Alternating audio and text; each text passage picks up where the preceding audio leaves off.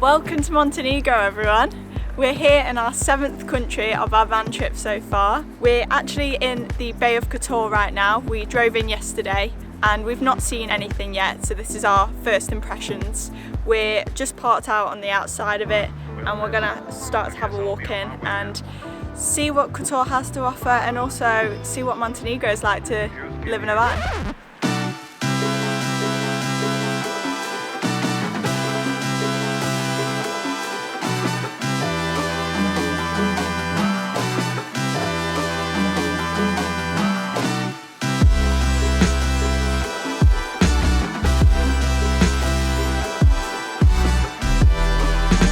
I feel like,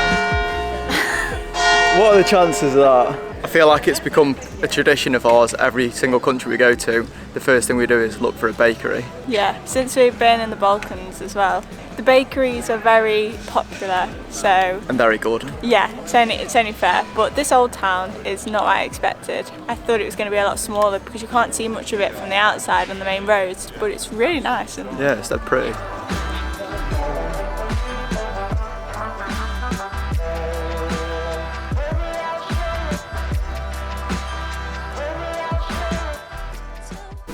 He was a little bit rude.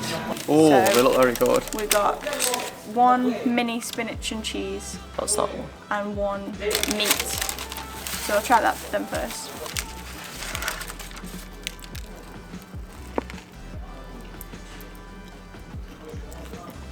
Tougher than I thought. Something I noticed in another video is you can hear my jaw clicking really bad.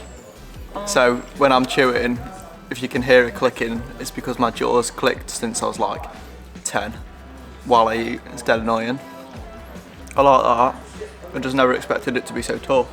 I don't know if they're meant to be or not. Now that we've stuffed our face with more pastry, I want to see what else we can see in the old town.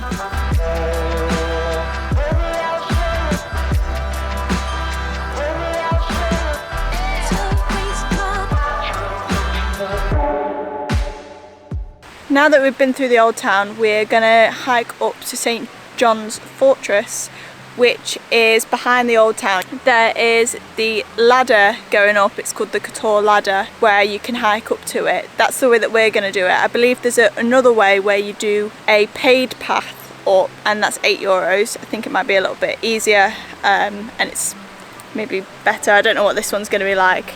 I think it's gonna take us probably about 45 minutes to get to the top. Up there, and yeah, we're doing it this way because we don't have to pay the €8. And I don't know what Mitch is doing. What are you doing? Aha! It's got thorns on it. Oh no, that's not the one I tried. I swear this is pomegranate. It looks yeah, like it is. Definitely. Yeah. This way doesn't seem as popular from what we've seen so far, but there looks to be markings up. Oh my god. Yeah, there looks to be markings, so I think we'll be able to figure it out. How'd you open them? Oh no. Oh no. Oh. We ain't got anything to wipe it up with. Oh my god. You gonna try a bit? No. What if it's not pomegranate? It is pomegranate, Mitchell. No way. Mitch, I swear on my life it's pomegranate. I'm not doing that. What am I meant to do with that now? I don't know, I just got rid of the napkin. No! This is going to take a while. It literally zigzags all the way up the top. I think we need to get a march on.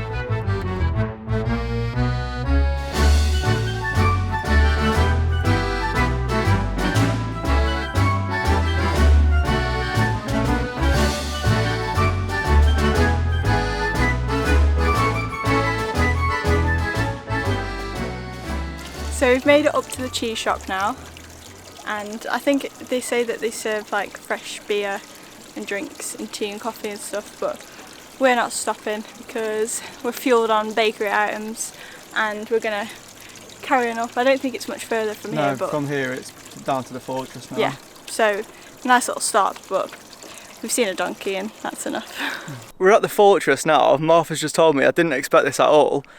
Just over here, There's a wooden ladder that you climb into the back of the fortress to get in. That's how you get in for free. I think that's brilliant. Well, this feels very sketchy, but anything to save a couple of quid.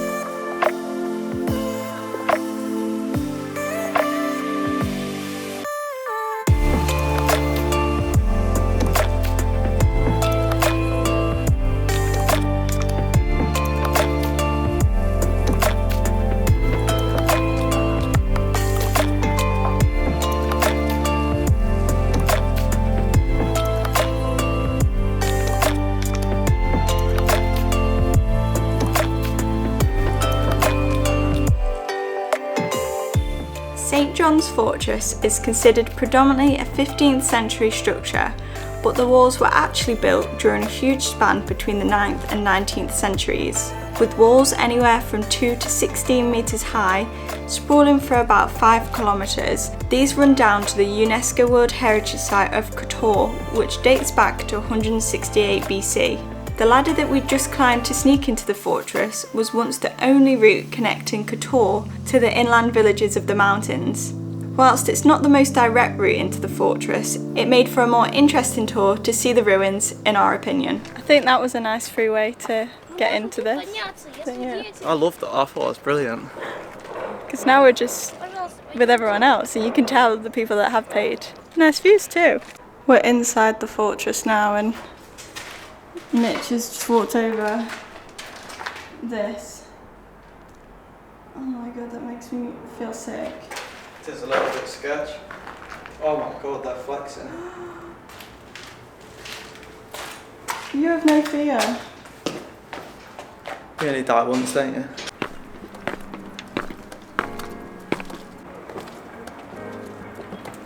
As we've been coming down the paid way, we've just gone through a booth where you would have paid to go up the €8, but we just pressed the green button to come back through. I must say it was quite nice to be able to do that hike. It was a lot easier coming down, but we did get stuck behind a lot of people because it's a busier route, but the steps made it a lot easier. Oh, it's so chaotic. Since arriving in Montenegro, we've not yet been to a supermarket, so we've come to one of their local ones, Volley, and we're going to go in and check it out and see how expensive it is.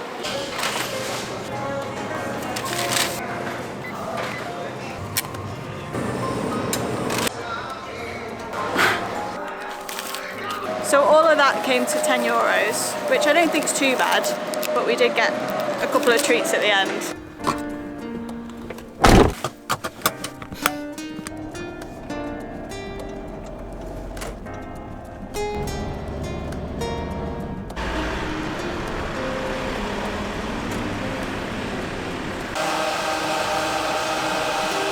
Okay, so we're in a little bit more of a rush than we thought now today. We got back to the van and had some lunch, and then we were trying to plan where we were going next, and basically the place that we're going is about an hour away and we want to get there for sunset, so we're heading there now. We just come to get some fuel because we don't know when the next fuel station is going to be, and they actually do it for you here, so you have to go in and pay, but they'll fill it up for you. Although the fuel's on my side, so we just had to, me and the guy who was filling it up, just, yeah, he just stood there. It was kind of awkward. That was a bit of luxury, wasn't it? I know. How much did we pay for fuel? €122 for 74 litres at €1.65 a litre. Yeah, a little bit of luxury there. Is that how the rich live? It must be. I can get used to that. I must say, I'm still not 100% sure about the drivers here. There's been a lot of near misses. I think that was another crash there of someone off their bike, so I'm a little bit worried. And that was just the start of our worries. This is what was coming up, the Kotor Serpentine, a road that contains 16 hairpin bends and barely enough room for 2 cars to pass, which didn't seem to faze the Montenegrin drivers. Wow! Holy shit! Wow! Oh my god! If I didn't move out of the way of him then, he would have just smashed straight into me.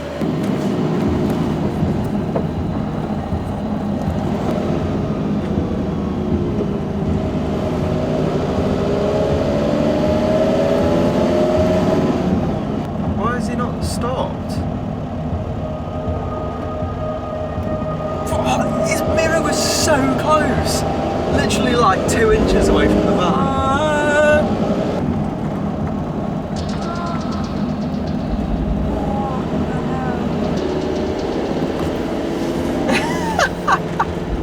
You alright? I'm so on edge. There's flowers there. Oh, someone's died here, great. Oh my god, I can't see. Stop saying that! When the sun's in my eyes, I can't see a thing, I swear. Look, a smart person who stops where the road's wide. Wow. Okay, that road was pretty intense. The reason we were rushing up here is because we were hoping for a good sunset. But unfortunately it looks like the clouds taken over. Still a nice view, but I don't think we're going to get that sunset that we really wanted. So hopefully we'll get a good sunset, but this is where we're going to park up for the night. Oh, okay. It's a lot colder. Ooh. Oh, it's reminding me of being back in Switzerland again. So this is the spot. You can't really see much at the moment, but it is a lot chillier up here, but beautiful nonetheless. So I think we're actually gonna get lucky after all, and we're gonna get a nice sunset. It's about 4:30 and the sun's starting to go down, and I think it's gonna be a good one.